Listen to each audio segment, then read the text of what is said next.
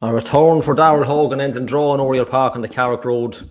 Just looking at some of the headlines: bad management, tactical issues, bad defending. We're not sure, but we're going to discuss it here with a football editorial expert, I suppose, and a writer on the podcast, Niall Lubery. Welcome to the Town End Podcast. How are you, Andrew? All good? Just to get straight into the nitty-gritty of it.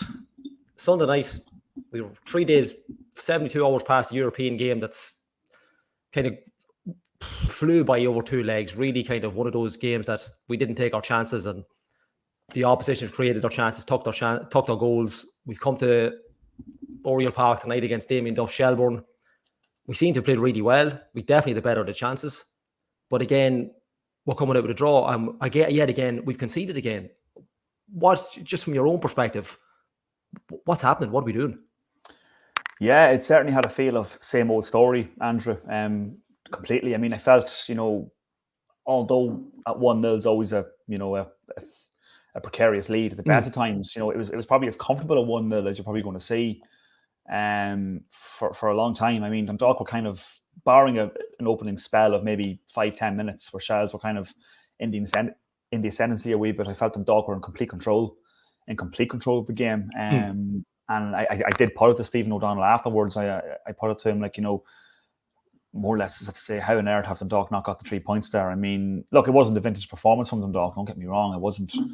We didn't blow Shelbourne away as such, but possession-wise and chances-wise, Dundalk certainly had the better of it. And I mean, it's all those things you mentioned again. I mean, it's changes that are made that probably don't need to be made at certain points of the game. It's a goal that's completely avoidable again. Like, how many times have we sat here and sang this song, so to speak, about goals and just the nature of the goals that we're conceding? It's quite alarming at the moment. And I mean, but Stephen O'Donnell, has got to look at some of the decisions, I suppose, in terms of changing it up as well. In terms of the closing stages of the game, you're taking Darren Brownlee off. I'm not quite sure what the reason for that is. I mean, if whatever about making changes in offensive positions and midfield positions, I mean, when you're 1-0 and you're trying to see a game out, you probably don't take off the player who's been your best defender throughout the 80, 75 minutes or so. Do you know what I mean? You probably don't take him off, and even if you were going to remove it, a centre half, there's probably other players you could have took off, maybe you could have taken Ansley off or a Hayden Muller off, because I felt Brownlee in particular was. And speaking to other journalists post-match and people even after the game, I wasn't the only one who felt that was probably the wrong call from Stephen.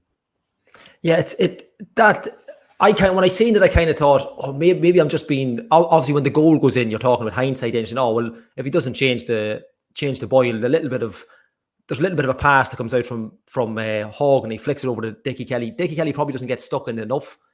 And then it's a little error from Boyle that allows kind of Muller get caught off as well by Wood. But, like you say, the big issue tonight, and it seems to be, I just checked Twitter just before we come on, that substitution in particular, taking Brownlee off. Now, I don't know if it's a match fitness thing. I don't see how it would be.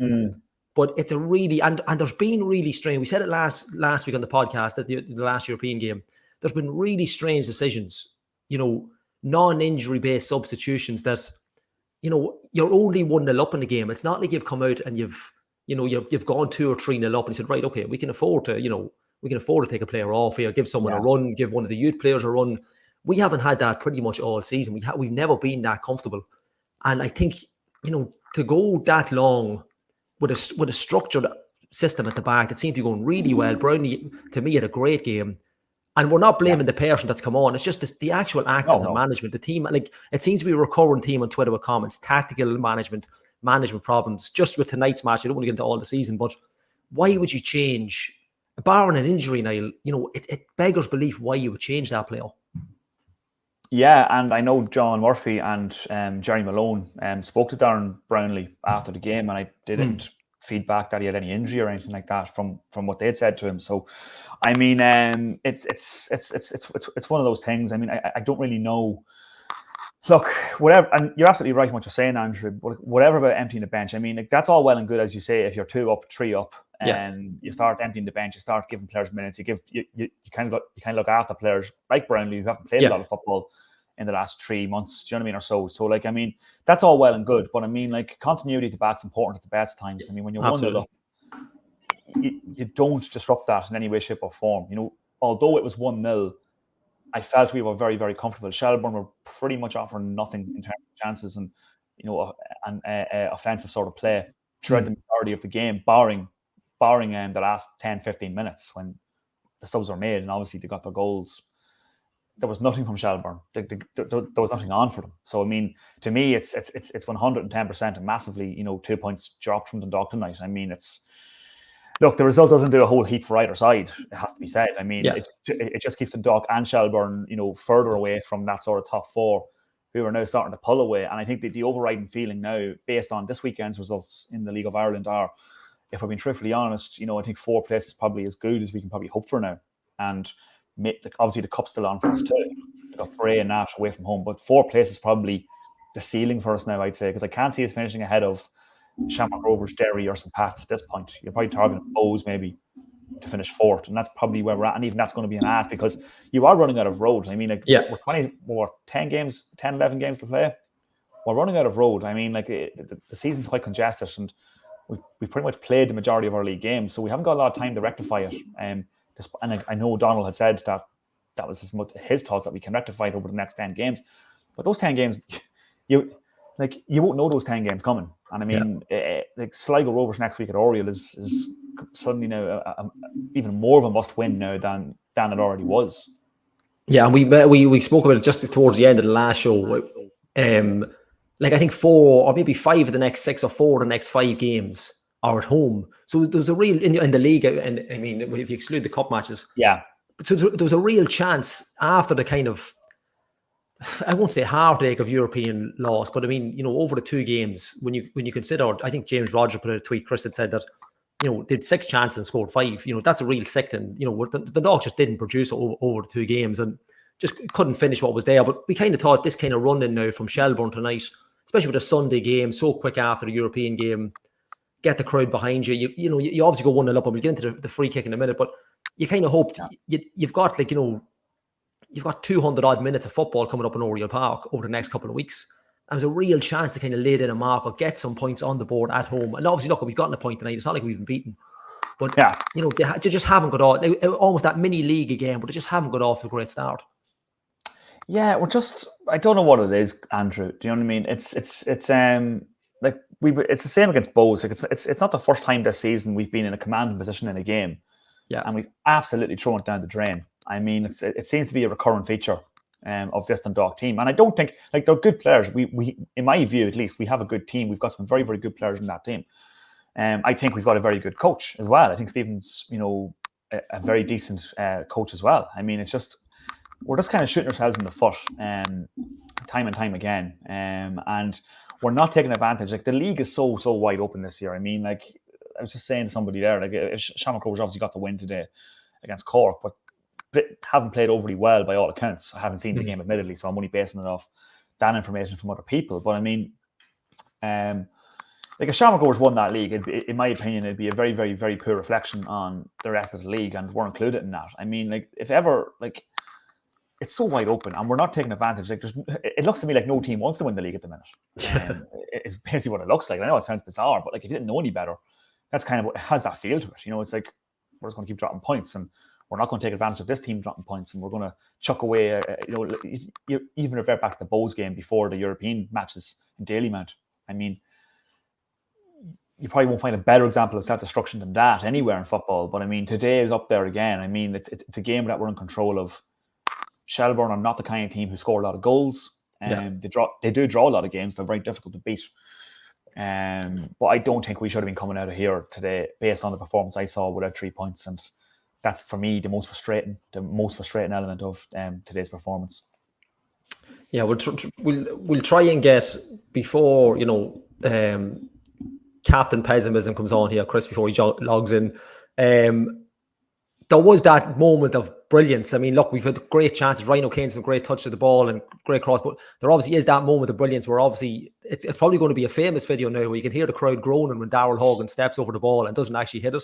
And then John Martin pops up. Like I think Donald Green had tweeted, I didn't know we had that in his locker. Has this been like a hidden gem? Was this something we practiced in training and it came off during the week? It was just an absolute screamer. It was an absolute screamer of a free kick. Yeah, it was like a Ronaldo-esque type free kick from John Martin, and I've never seen John Martin take a free kick. But No. just going back to the Horgan thing, I mean, I'd asked Stephen, obviously about Horgan's input after the game. It was almost like he wasn't away. I thought he was very good in that first half in particular. He was may have tired a little bit in the second period, given he hasn't played a lot of football. That's understandable. But you could see in the first half hour, 45 minutes even, just the technical ability, the touches. Once he gets into a proper rhythm, there's no player in this league that's of a higher profile or a higher caliber than Darrell Horgan. Yeah. And I mean, it's just such a buzz really seeing him back in the Dundalk shirt today. It's almost unbelievable actually, because I didn't personally. I put my hands up, and it's one of those where I'm glad I was wrong kind of thing, because I mean, I didn't see us being able to prize him back. If I'm being truthfully honest, even though O'Donnell had made it public and all that type of stuff. But I mean, I'm veering off there, but the free kick itself, like, I mean, yeah, it's like a collective groan, and once Horgan, because we're all expecting Horgan to sort of try and curl this one into the top corner. He was set up for it, and we probably all wanted to see that. And I think was it off the training ground? Probably not, because Horgan's only been in the door a wet week. He hasn't had a lot of training sessions. Maybe it was, I don't know. But I mean, like, it's almost like a collective groan from all angles of the ground when Horgan steps over it, and then John Martin's kind of just behind and just runs up and just rifles it into the top corner. And I mean, it's an absolutely sensational goal. It's one of the best goals I've seen this season. Just the way it was worked, how we absolutely conned Shelbourne as well, was brilliant. And I mean, but John Martin, that's a word on John Martin. I mean, like, he's been superb for us in recent weeks, I think. He got his goal in Europe as well there, a brilliant header against KA on Thursday night. He's got a couple of other important goals in recent weeks, and he's popped up with an absolute perler there against Shells tonight. So, I mean, cracking goal. The roof lifted off the place at that point. And John Martin probably, not sure if he heard the groans or was even thinking of that. He's probably focused on one thing. This has obviously worked, but it's one of them. It's a cracker, and it's one that we'll probably watch over and over again. It was a great goal. Well, Amanda will help us watch it over and over again with his film, and then probably is the best seat in the house for majority of goals over the last decade in Oriel Park. Chris, we had kind of look. We started it with negativity, of course we did. We conceded again. We've gotten a draw. Callie's back. Because me and you had just spoken on Thursday night about let's get this mini league, let's get these 4 and 5 games at home or whatever it is, and get a bit of a run on. Look, it's not a defeat, but the draw is not a great one either, considering how we started the game. But we just got into the hog and kind of step over and Martin go. But John Martin, like we have spoken with John Martin before, and we didn't know he had this extra little bit in his lock. He's like Dimitar Berbatov. He kind of floats in. You think it's going to be really obvious, and then he absolutely pulls it a worldie. It's unbelievable, isn't it? No, it's a cracking hit. Yeah, look, and I think we all, as soon as Yuli Cooper won the free kick, we all went, this is Darrell Horgan territory. We've seen this too many times. And Anthony Bravanda was beside me, and I just elbowed him and said, here we go. The stage is now set. This is it. And next minute, step over, and what a wallop. he's hit it full on the pelt. Yeah. Look, what a week he's had, for himself. Like a personal milestone, and absolutely a cracking week for him. And as I said to Anthony at the end of it, his highlight reel at the end of the season is going to be phenomenal. Like, very rare has there been like a real tap in or scrappy goal, like being real, like, and clinching moments, generally important goals. Yeah. Like, that's the thing. Like, every goal he gets is normally very, very important to us. And if he scores first, it tends to be like the header in Europe, like this goal. It's just, fair play to him, because once again, I think he definitely plays better when there's someone with him. We had Camiella tonight with him. I think if he's leading the line, we don't get the best of John Martin. But when there's someone else there to partner, I think he plays much better for him. I don't know. I was watching it, like, kind of watching the ball intently. Obviously, when I'm on the camera, did all of Shelbourne's world get fooled that Darrell Horgan was going to take the right off it? That was my next question. I think, had they planned for Darrell Horgan, I think that's probably what they've done. They said, right, if this boy's on the ball, if there's a free kick in the right, they would assume Darryl Hogan's going to take it. Is that probably the They issue were. there? They've just been completely caught by it. They were completely caught in the hop, I think, because I mean, there's nobody in the ground, let alone the Shelbourne players, who was expecting Darryl Hogan to not take that free kick, given the circumstances, given all the build-up and the hype that surrounded his return this week. I mean, I've never even seen John Martin take a free kick, to be honest. No. I could be wrong on that. I mean, but I don't recall him hitting one. And I mean, the way he's hit it, I mean, like, it's a good thing there was a net there, because the ball would still be travelling. He's absolutely... It's a bit like Dave McMillan at the end of last year. No one expected him to take that free kick too. Yeah, it's very similar. And I mean, I do agree. I mean, like, he came in for a lot of criticism at the start of the season, John Martin, when he was kind of put up top on his own. And I kind of felt for him at that point, because, I mean, I do see him as a very useful player. He is a useful player. And I think he's proven in recent weeks that he's really come into his own. And, you know, it was brought again up to Stephen. And I know today, after the game, I mean, he's really come into his own in recent weeks, and he's now developing into a very, very important player for this team. And you're going to see him getting better and better and better and more confident. This is guts as well. I just love his gutsy performances. He's not just a striker or a winger. He gets in, he gets his legs stuck in. He's kicking lumps out of players. He's not afraid to stick his boot in, and that's the kind of player. He's the kind of striker that's nearly a dying breed. And, you know, maybe he's learning off Pat Hoban. I don't know. You know what I mean? But yeah, but like his header on Thursday was Pat Hoban-esque, wasn't it? Yeah, it was exactly. It was Pat Hoban-esque, but even his guts and his endeavour, he's starting to look more and more that kind of player now, and he's really developing. He's still a young lad. People forget that he's very, very young. So yeah, delighted with John Martin's contributions in recent weeks. He's really coming into his own. Funny, I think a full time we asked Damien Duff what he thought of the free kick. You know, would he see a better free kick than that? And he said, possibly. That was his only answer. Of course he did, yeah. Of course typical Damien Duff.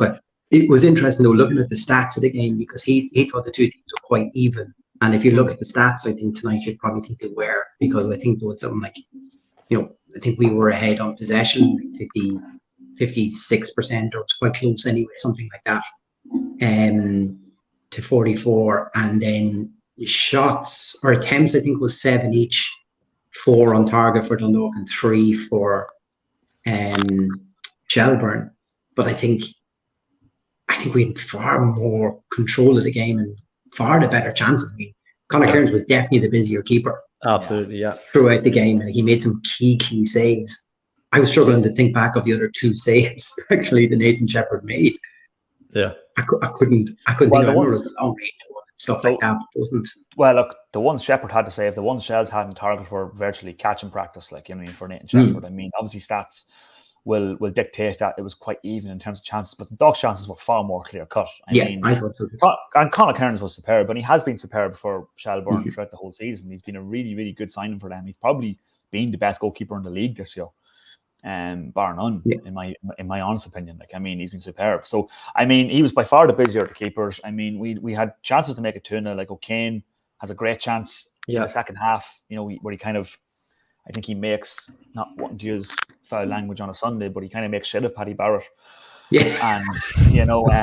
And, you know, absolutely teases and torments him. And it just goes on over the bar. It's very unlucky. Then he tees up Dan Kelly and close range, and Kearns again pulls off a magnificent save with his feet. Kearns had made a save with his feet earlier in the first half as well. So, I mean, like, Dundalk had by far the better chances. You know, Yeli Coco with a couple of shots as well, who also... Yeah, one that Kearns pushed around the post, wasn't it? Yeah, exactly. And Yeli Coco, in fairness, has to be said, also, I thought, a very good performance today for Dundalk. Got himself around quite a lot, covered a lot of ground. But, yeah, I mean, chances-wise, I mean, look, Damien Duff's going to say, and he's obviously going to be... Damien Duff's is going to say Damien Duff things, like, you know what I mean? I think that's a given at this point. But, I mean...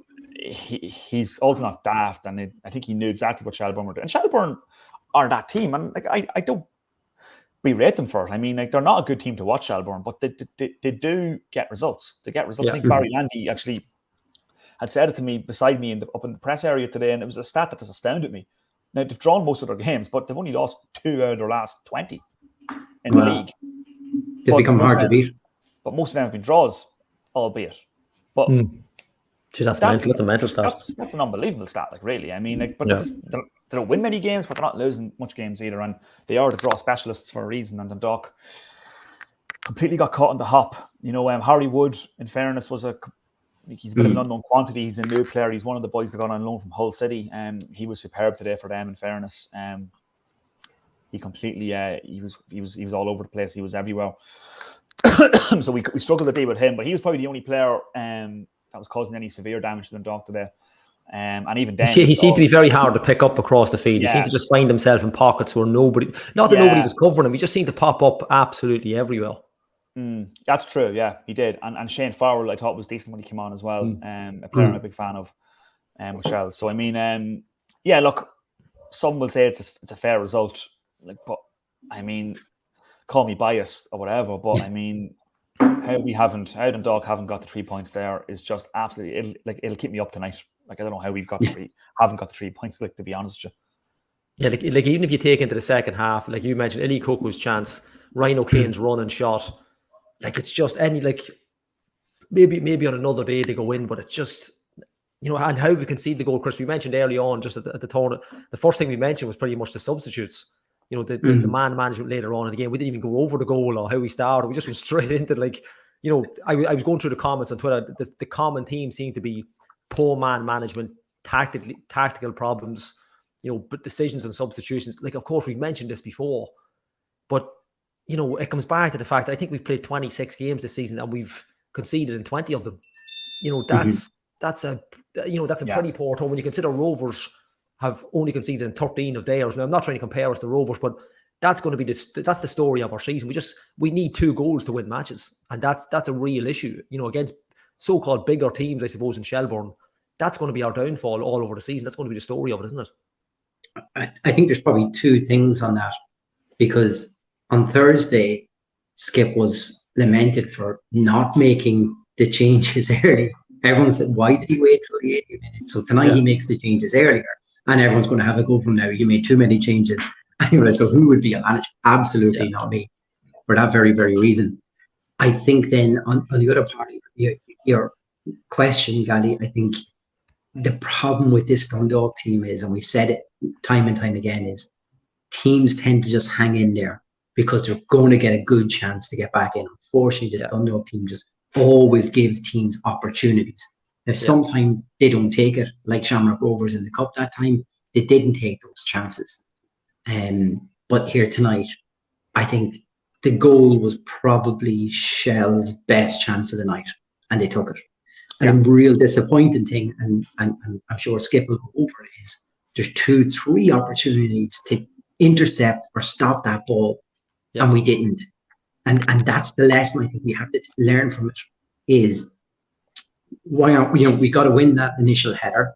When the ball's on the floor, why is Ansley there have to come all the way over the other side? Because what easily can happen is if you turn him inside, because he's going the opposite way and his momentum's taking him, and this is what happens for the goal. He gets cut inside.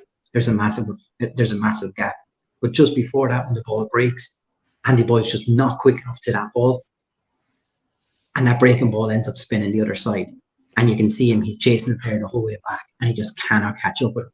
But Greg Slogg was also there. Could Greg have had the legs to get back? That was my next bit. Yeah, Greg was there as well. Yeah, but this is my point. I mean, Andy will overtake Greg Slogg. Yeah. But you're bringing on defenders. I mean, this is the thing. The pace of the game's already set. Defenders aren't the kind of players that you bring on at that point of the game. I mean, unless they're having a shock or injured, Unless it's an injury, or unless you're, as Andrew said earlier on, you're 2 or 3 up or something like that. I mean, because the pace of the game's already set. It's hard for a defender. Defenders aren't the most pace, centre halves especially, aren't the most pacey players at times, and they're not with the pace. You need to have that the whole game. I mean, I don't know. It's not something I would have done personally. Now, I'm not a football manager, far from it, of course. But I mean, I just thought that was probably what cost us tonight. Was just those decisions. Making those decisions probably did cost us tonight. And but it's been a feature of the whole season. We just haven't shown the wherewithal to kind of see games out against games. If I must calculate and see how many points we've actually dropped from winning positions this season, because I mean. We had a similar stat last year, which dropped points against teams in the bottom half and stuff like that. Yeah. I mean, we are a good team. I think we know we've got a very decent side and a very decent coach, but we just need to kind of mold it together. Maybe Darrell Horgan's the answer. Maybe it's a case of building a team around him next season. I don't know, but he kind of played in the number 10 role free role kind of today, which worked quite well actually. In the first half in particular, he did run out of steam a little bit in the second half, but that's understandable. But I mean, we're just not showing that endeavour or wherewithal to kind of see games out, and it's just it's becoming a recurrent feature. We need what we done against Rovers in the cup was brilliant. That's the best we've been, and we done it with 10 players on the pitch, and a lot of others out. So I mean, it's just trying to replicate that, but it doesn't help. See, the thing it doesn't help when you're taking defenders off and bringing on defenders and switching the whole thing around, especially at the back. I mean, it's just not something you do at 1-0. Yeah, obviously, I would assume the reason to abandon the 3 or 5 at the back was obviously a tactical switch to something the Shells were doing, that to try to nullify what they were doing on the ball. It's very hard, like you say, to see and to rectify. But yeah, I actually thought, kind of similar to the Shamrock goals, I actually thought that formation was suiting us today, because allowing Darrell Horgan to have that free role meant that if we lost the ball, it was a bank of 5 you had to get past to get in a goal, and that kind of nullified it over and over again. Like I thought Brownlee had a really strong match tonight. His reading of the game was incredibly well. He was quite vocal on the pitch too, and telling Hayden Muller where to be, when to go, when not to go. And I think he needs someone like that, maybe just to coach him through the game a little bit. So with Brownlee's expertise, and to a certain extent, even Louis Ansley, I thought, took guidance from him. Yeah. And when he went off, suddenly Ansley was kind of out of position, and we looked a bit more 6 and 7. So I don't think that's. Yeah, I think that's clearly wise. I'm not going to say he's in the ilk of a Mark Connolly, but he had that presence on the pitch, if you know what I mean, that demanded kind of to pick up and listen to what he was saying, and his reading of the match was really good. The other thing with Darrell, I thought was interesting tonight, was Darrell probably started the game off like a rocket. Nobody else in the team was ready to go with him, because he was flying around, he was pinging passes around, and just nobody had read where he might actually play that. But then as the game grew on, I thought Johannes Yolikoko actually kind of rose up to that level and probably played one of his best games today. Absolutely. I just thought that was interesting. Could it be a thing where Darrell Horgan, the rising tide rises all boats sort of thing, that maybe he can lift and elevate a couple of these players around him to something else, Interesting. Even seeing him, even you watch him on the ball, I mean, I don't want to get too fixated on Darrell, but when you watch him in full flight, I mean, he gives you that little bit. Even just watching the game, you'd assume that something's going to happen. He reminds me, Robbie Benson reminded me, when we brought Robbie Benson back, he reminded me of what Darrell Horgan used to do. And now we've got the both of them, albeit Robbie's injured, but in full flight, these players make such an impact. They'd scare the life out of centre-halves, oppositional centre-halves or defensive midfielders. And you kind of just, for the game that was in, you kind of wanted a bit more. But just Anne Meon's point there, there's a simple observation, is that another management tactical issue there, problem? Are they just overthinking it? Or they just kind of, sometimes the simple thing is just right to just keep it as it is until you can, I know you've got a maximum amount of subs you can make, but you don't have to make them.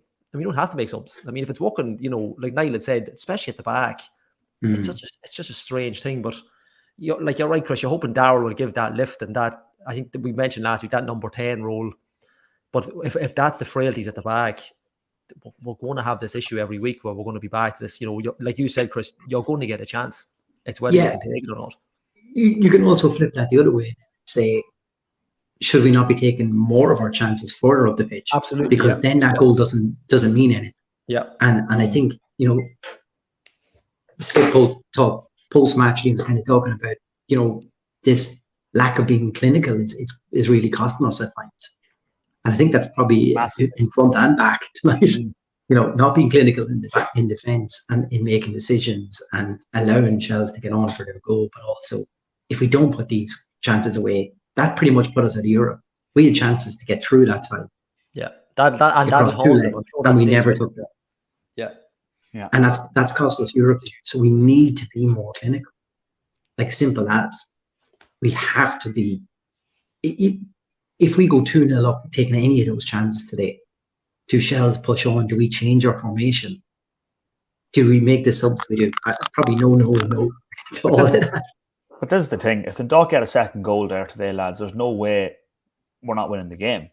And we had our chances to do it. I mean, like Shelbourne are not the kind of team that goes and scores 2 goals away from home. They're not the kind of team. So we knew what we had to do.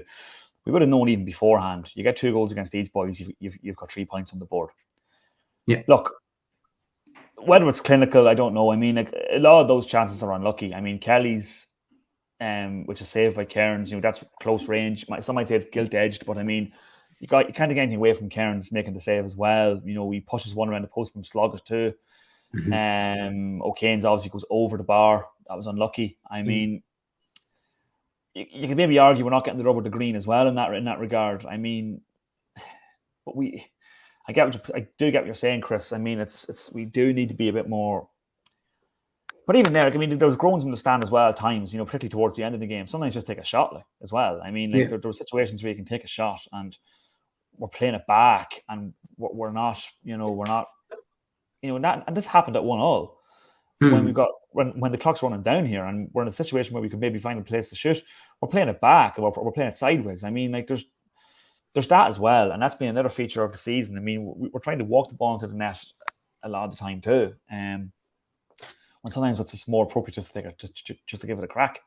Do you know what I mean? And I think it'd be interesting to see how Darrell influences that, don't I? Because I thought that Darrell was occupying parts of the pitches where we were really calling out for something, and that probably freed up more space for Greg Sloggett or Yanis Yuli today.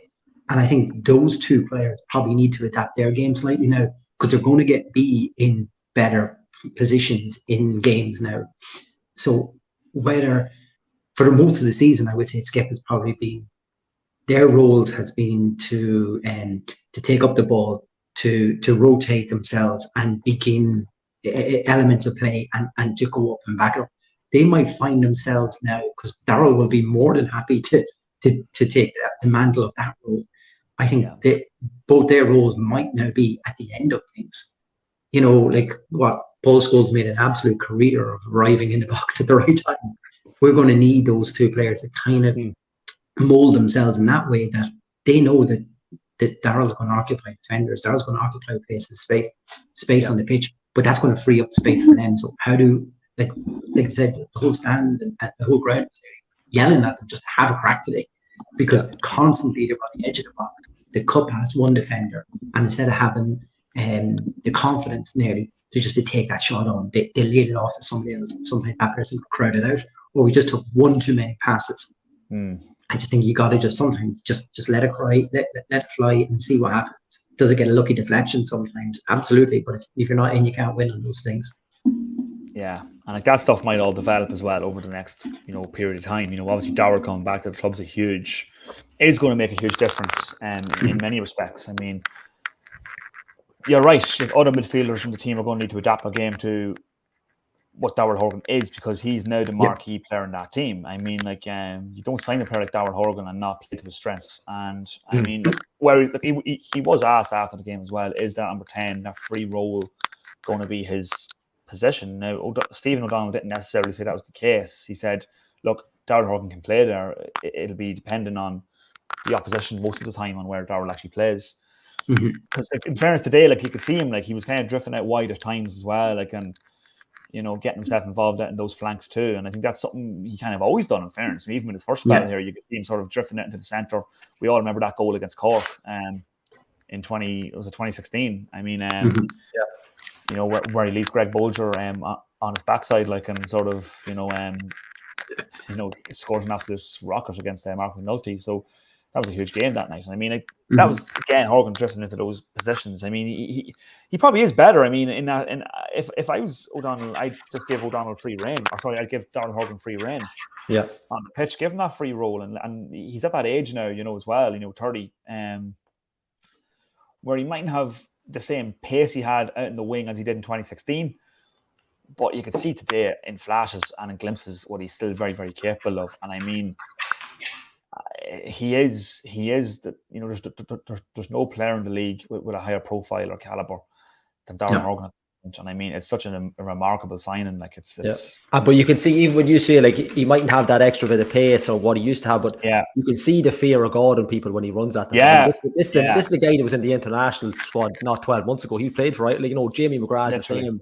Like, these boys are highly respected. I mean, I know it hasn't worked out for him, and it beggars belief how it hasn't worked out for him. I don't know how it didn't work out for him over there. If there was ever a player that went over the water, I thought this guy is going to absolutely make it.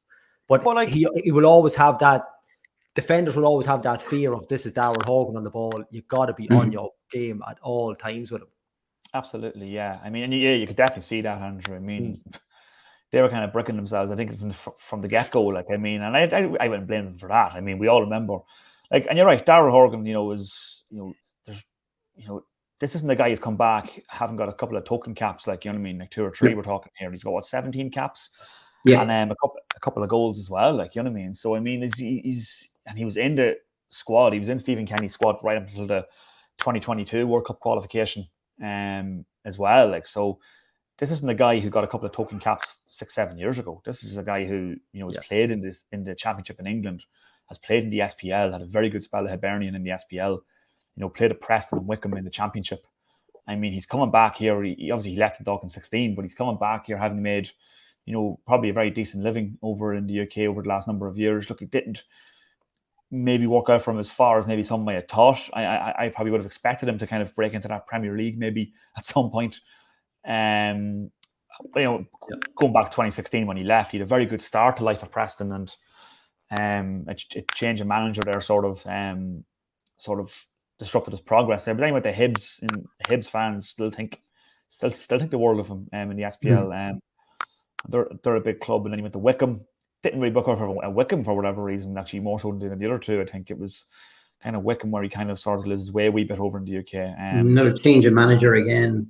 Yeah, so that's just the nature of the football over there. It's the same with Jamie McGrath. Jamie McGrath's recently left Wigan. He was actually at the game today, incidentally.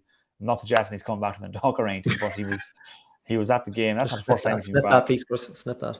Oh no, definitely not. No, I don't know. I think we might have burst our budget now on Darrell. Maybe I'd be very surprised if we were able to prize Jamie McGrath back to the club at this moment in time. But I mean, but it's the same for those players. I mean, it's a different industry over there. You know, it's cutthroat. Managers changing. A manager might fancy one player, not the other. Like, I actually think it was Simon Grayson who was playing Horgan over at Preston when he came in. And then I think Simon Grayson went off to Sunderland, I think, at that point then, and then Alex Neil came in, and just a different manager with a different philosophy just didn't fancy him. So things can change like that. But look, the bottom line is, long story short, he's back here now, and he's still, you know, in what is probably his prime. You know, 30 years of age, you're still in those years where you're probably in your prime, and it's such an exciting time to have. Like, I don't know, like, I mean, like, it's just, you're just sort of buzzing seeing Darren Horgan out there today at Oriel Park with a Dundalk shirt on him. I mean, it's just, it just brings back all the memories of, you know, 2016 and even 2014, 15, 16. It's brilliant, and I am really excited by this one. I think, you know, this is, if you can build a team around him. He's on a long-term contract as well. He's obviously got roots here in the town. He's happy to stay here. It's a great piece of business, and you know, it's something. Look, he's probably on a higher wage than the majority of players in the league, but like, you know, but it's worth every penny if he can keep churning that performance. If he can build on what he showed today in the first half, and really, because obviously he's got a long way to go fitness wise. He's still in his preseason, I suppose, having played with Wickham and Stevenage last year. You know, this is preseason time for him. He hasn't played a lot of football. I know he was training back at Wickham.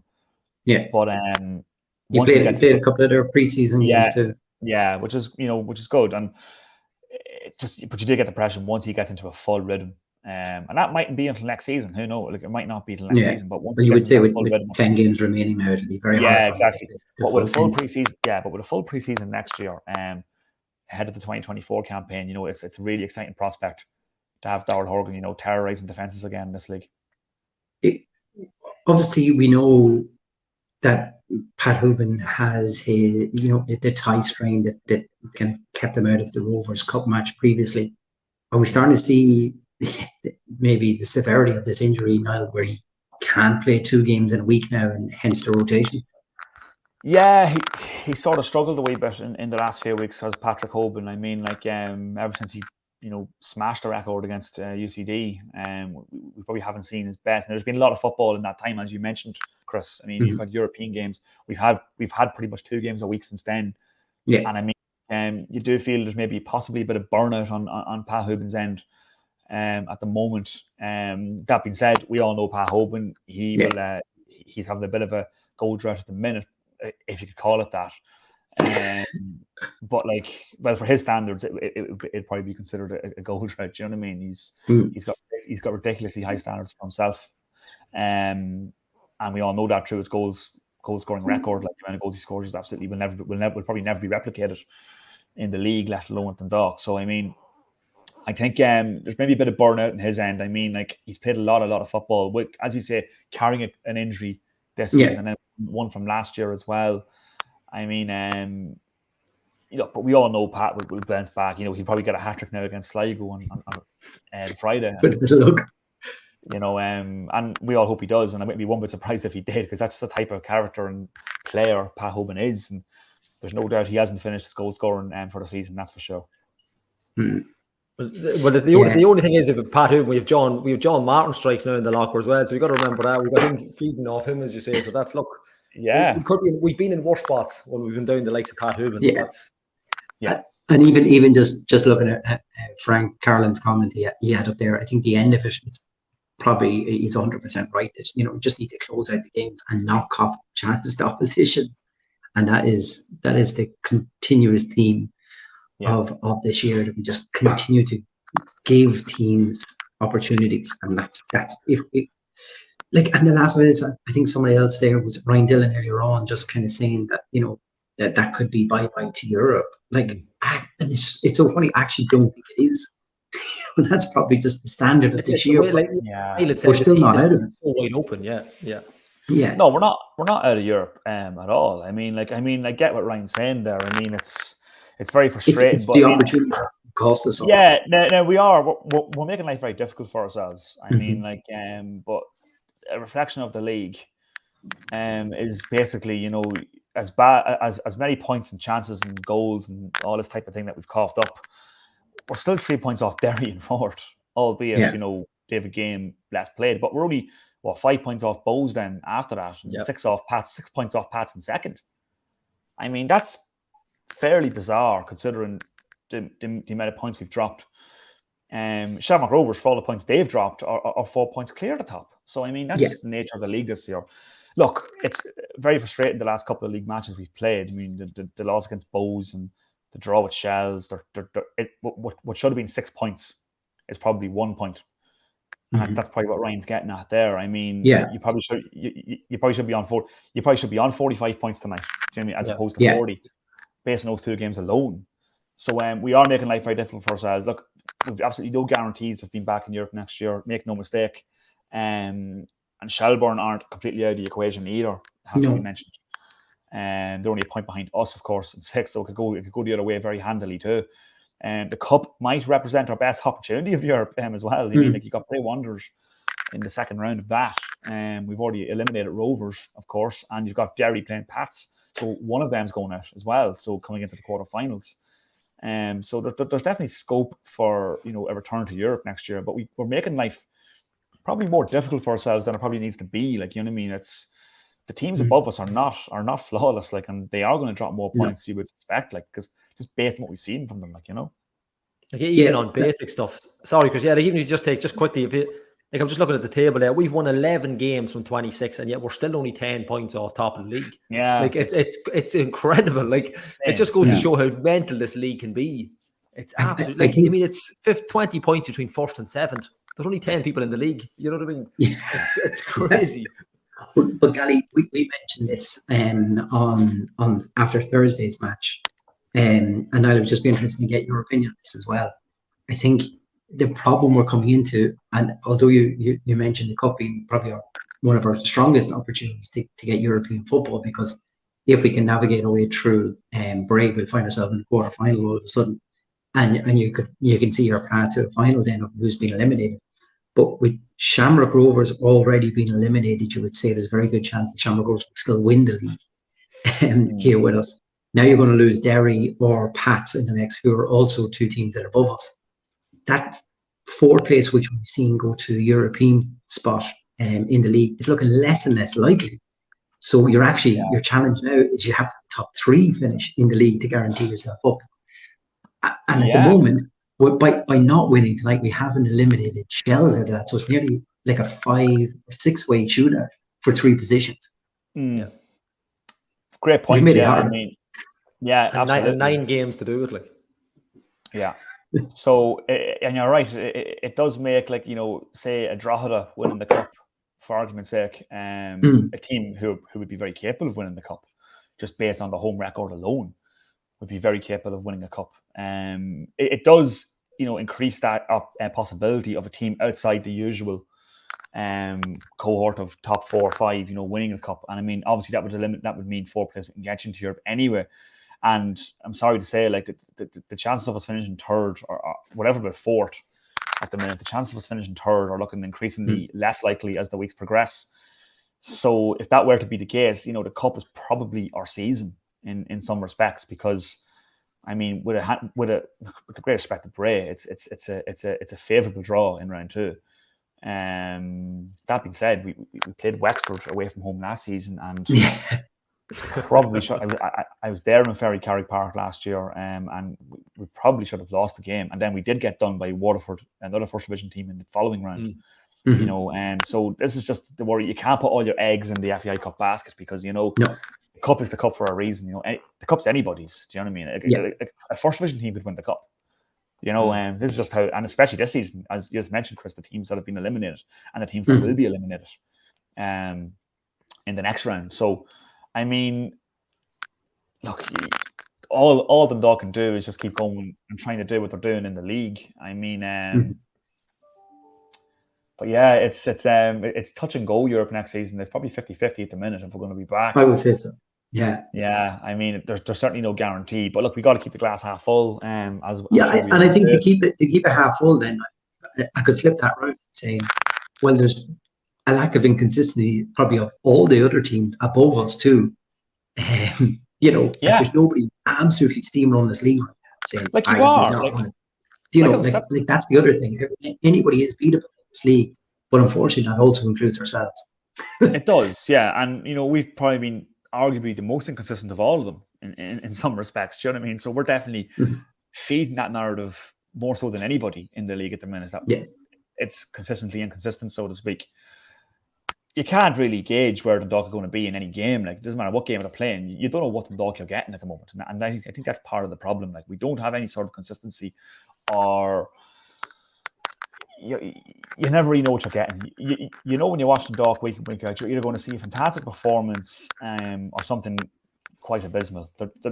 There's rarely something in between, if I'm being truthfully honest. And, like, for every 5-0 against Pats, we're losing against UCD or drawing with UCD. Like, you know what I mean? It just seems to be the way of it at the moment. And look, the whole league's kind of been like that, in fairness. Most of the teams have been like that.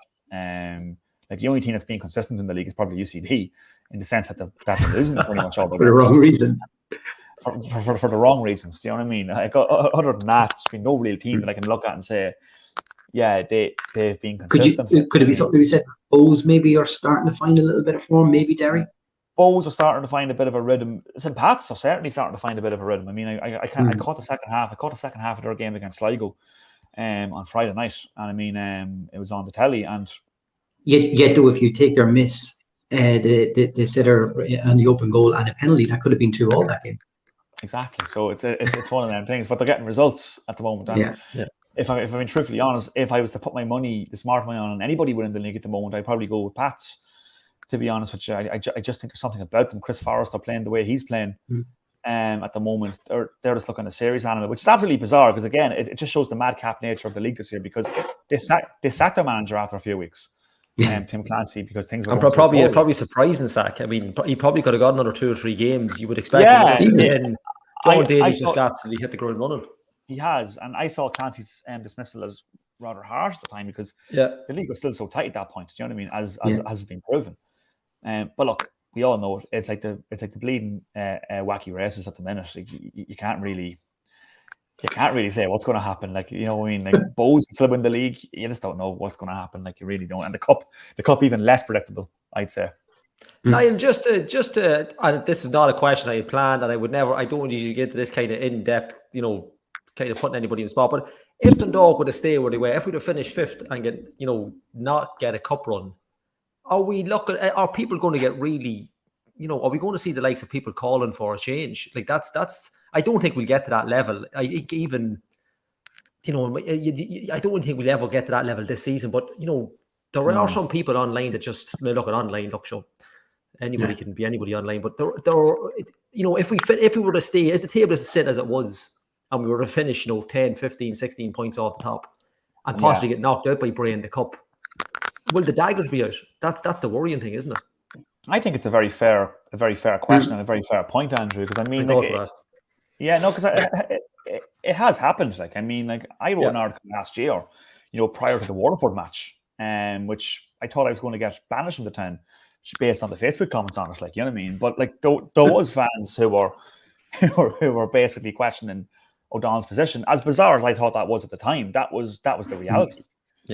Of, you know, social media commentary and, you know, all that type of jazz. Like, and I mean, I'd be on the other side of it. I mean, like I get what you're saying. Like, if we finished 5th in the league and got knocked out in the next round of the cup, for argument's sake, I still think Stephen O'Donnell's got enough credit in the bank from his first season. To have another crack next year. I mean, I think, on the contrary, I think we nearly do well to keep him with the club. If I'm being truthfully honest with you, I think he's look. Does he make mistakes? Yes, he does. But I mean, like, and he probably made a few mistakes tonight. But you can't forget the fact that he's still a very young manager.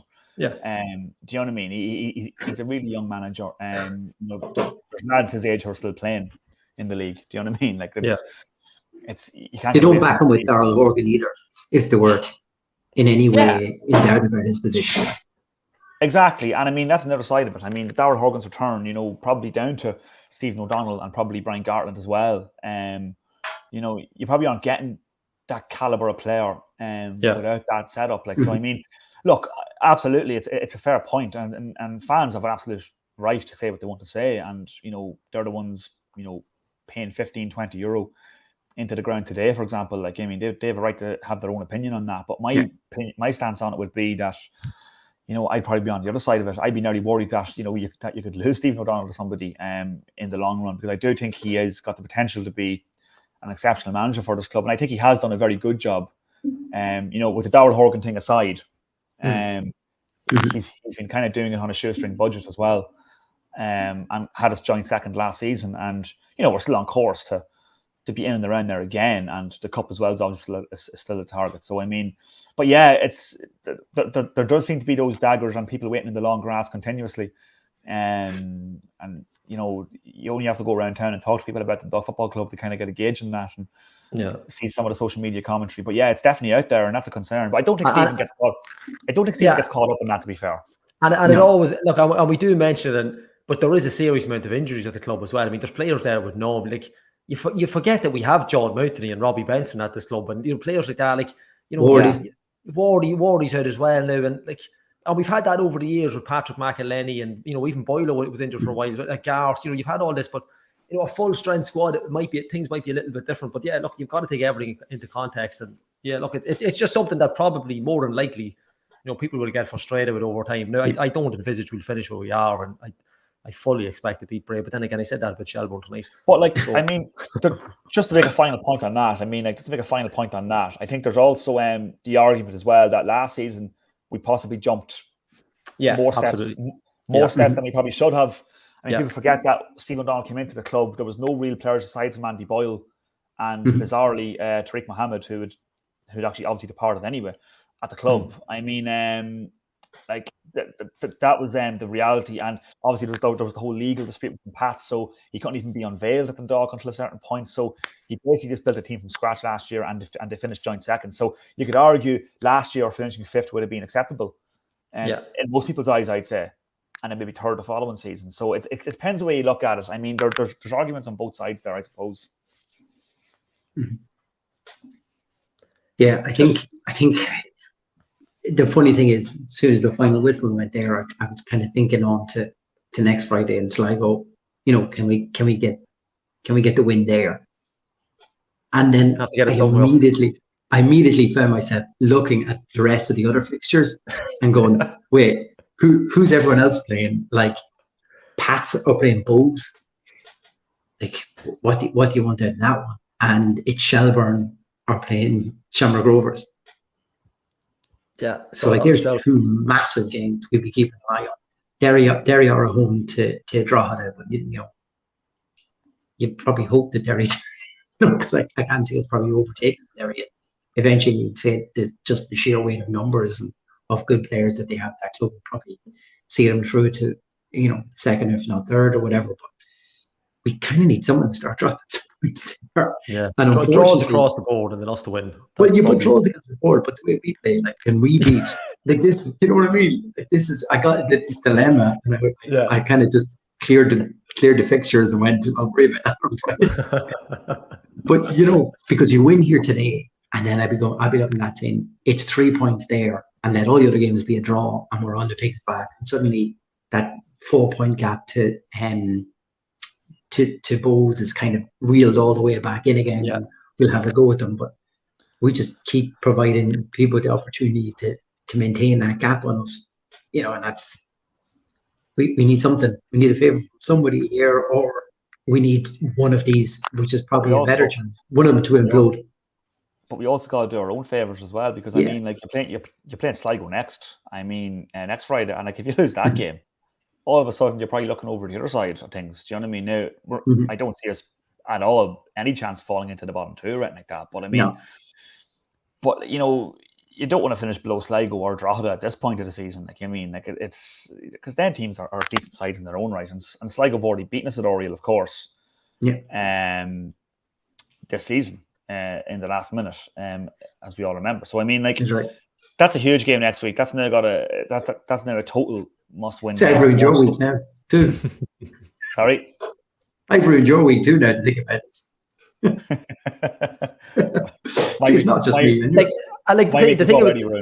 The thing about those fixtures, you don't actually, as long as we win, you don't really mind if Shelbourne, like on the off chance Shelbourne turn over a game there, you don't really mind that once we win, because I don't think Shelbourne will have. I don't think they'll have a better run-in than us. I think we still finish above them. It's just whether or not we can finish far enough above them to chase the likes of the Derry and the Bulls. I think that's Niall's point, isn't it? Just you got to get your own house in order. That's it. You got 3 points, and then you can't, because the other fixtures are out of our hands, and whatever they're going to be, they're going to be. Yeah. But we've got to. And that will work itself out, because if this league's taught us anything this season after 26 games, is that those teams are going to keep beating each other and they're going to drop loads of points. Yeah, that's what Chris says there. If we just do our own business on the pitch, and take points, as much points as we possibly can from now until the end of the season, we probably will be looking at maybe a top 3 or 4 finish. But if not, if we keep doing crap like we're doing today, and shooting ourselves in the foot like we did against Bohemians and I could probably go on and on and on this season about games where we've kind of chucked it away, so to speak. I mean, barring a points deduction, the table doesn't lie. Like, you finish exactly where you should be. That's the whole point of the 36 game season. I mean, like, it's you finish where you are, and it's really up to us now. It's really up to us to just keep going and keep the heads up as well. I mean, like, that's also important. You got to keep the positivity as well. It's still there for us. Bizarrely enough, it's still there for us, despite the points we've dropped. Probably more of a reflection. I think the other interesting thing, Niall, you've probably seen it tonight as well. When you were finishing your press huddle, everybody that was on the bench, Skip had them out doing a fairly intensive session on the pitch tonight. So anyone who didn't get a fair run out tonight, and even those who didn't get a run out at all, were put through their paces on. And I don't mean like a small running session or something as a warm down. It was fairly intense. It was 3v4s, working the ball out, and Skip oversaw the whole thing. So I think to me that tells me that he understands for the next 10 games on his run in, everyone's going to play their part, and he needs everybody to be up to a certain standard. And he's probably also looking at who potentially may not be making the standard, who may not be here for next season. Oh yeah, he'll already be assessing that and working out who's going to be part of his plans going forward. I'm sure that process has probably already begun. I mean, like, and that's just part and parcel of football, especially at this level. I mean, But the next 10 games and then the cup obviously are massive now. This is our season now. Like Europe's history, that's written off. Yeah. We've had our couple of trips. We've had that, and that's done now. But you have, Niall. We haven't. You had great trips. We had to sit here and interview you when you're right in the sun on yourself drinking a pint. Oh no, that wasn't a pint, Andrew. That was a glass of water. You know. But you were there for the palm trees. You were there for the coat hanger in Iceland. Yeah. Andrew. Well, this is it. It's not quite the palm trees today now, in fairness, but I mean, straight back down to earth with a bang, I suppose, talking about a 1-1 draw with Shelbourne in my sitting room. Like, but I mean, but yeah, I mean, like, it's just one of them things. I mean, like, 10 games to go. I mean, this is our season now. Like, the rest of it's history. Like, it's all about trying to get back into Europe now, so we can have more palm trees and more coat hangers on hotels and whatnot next year, like, you know what I mean, or God knows where we'll go. So that's what it's all about now. But it's really got to come from everybody now. Like, it's the support as well. It's got to be, you know, every minute home games we got to get full crowds as well. You know, everyone's got to get behind it now, because there does need to be a real urgency now. But yeah, it's a good point you make, an observation you make there, Chris, because the manager will have to be already assessing, you know, going forward, who's going to be part of the plans going forward next season. Yeah, it's like, I mean, I know Skip came in, obviously, you know, like you said earlier on, he's come in late in the season and he probably hasn't got as much of a run on transfers last year as we would have hoped. Maybe like re-signing's fair enough, but you're kind of thinking now, especially with Garth and that stuff behind the scenes has definitely probably upped the notch and kicked on. Obviously, we signed Hogan on a 2-year deal or whatever it is, and you know, you're hoping the majority, you know, 1 or 2 mightn't cut the mustard, but you mean even the fact that Lily Cook was re-signed, we've let every other loan player go. You know, they don't really, whether they didn't have the interest or we didn't have the interest, even things like that, or obviously stuff behind the scenes that are doing their due diligence and getting someone like Garth there behind the scenes doing the work. And look, we just pray over the next couple of, what have we got, 9 games, Chris? Is it 9 league matches and a bit of a cup run? So maybe 10, 14 games, maybe, if we're lucky. We might do it live from the Aviva. We might be get into the RT studios in the Aviva, do a town end. Yeah, like Niall said, like we just had to keep winning. It's everything's for ourselves. We just had to keep plugging away, and we can only handle our own games. We can't be worrying about everybody else. So yeah, hopefully on Friday night we'll be sitting here again, and we might give out a pizza next Friday night. It didn't feel like a pizza night tonight. I think the pizza's probably off. The pepperoni's probably off. Anybody won't cook it for us. But look, Niall, appreciate you coming on again. No panic. It's a good sign. Maybe we're disappointed with a draw, I suppose. That's, you know, you come out, you're not expecting to beat anybody in this league. And Niall says it's anybody's game. Anybody can beat anybody. But I think the fact that we're up again and we're conceded again, you know, we're giving up a lead is probably the most disappointing thing. But look, Niall, thanks for coming on. Once again, you know, one of our regulars this season. The last regular to beat this regular was Donald Hanks. So just get the contract out there. We might have to get you on as well, Donald. We can get you a regular every week. But thanks to our sponsors, Dundalk Village, Tony Pizzeria, Vinny for cooking out all the pizzas for us. And I think I don't think, Chris, we can probably even... And player fit, go on. And player fit for our fantastic tops. But lads, I think we just look forward to next week, and hopefully we're sitting here, maybe we're talking till midnight next Friday night after Oriel Park. We picked up 3 points. But until then, come on to town.